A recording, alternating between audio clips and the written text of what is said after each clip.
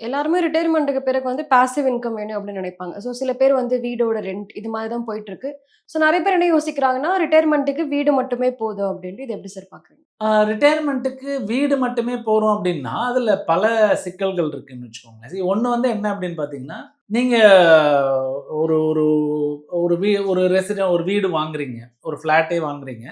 அதுலேருந்து rental income அப்படின்னு பார்த்தீங்கன்னா, அதோட ஈல்டு. ஸோ அதுலேருந்து வரக்கூடிய வருமானம். அதாவது ரென்ட் வந்து ஒரு ₹1,00,00,000 நீங்க வீடு வாங்கியிருக்கலாம். பட் உங்களுக்கு வந்து ₹25,000 மேல வந்து அதுல வாடகை வராது. ஸோ ஒரு வருஷத்துக்கு அப்படின்னு பார்த்தீங்கன்னா 3% தான். ஒரு ₹1,00,00,000 வந்து ₹3,00,000 அப்படிங்கிறது 3%.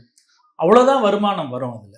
ஸோ அதனால அத மட்டும் நம்பியே வந்து நம்ம வந்து ரிட்டயர்மென்ட் பிளானிங் அப்படிங்கிறது பண்ண முடியாது.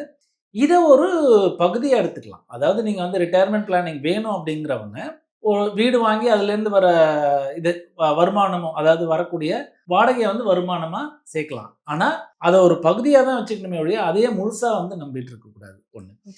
2வது பார்த்தீங்கன்னா, இதுல உள்ள பல நடைமுறை சிக்கல்கள் அப்படின்னு பார்த்தீங்கன்னா, உங்களுக்கு வந்து வாடகைக்கு வந்து ஃபுல்லா வந்து வாடகைக்கு இருக்கணும். ஈவன் காலி பண்ணாக்க 1 மாசம் வந்து வாடகை கிடைக்காது. ஸோ அந்த டிபெண்டன்சி அப்படிங்கிறது வந்து ரொம்ப ஜாஸ்தி.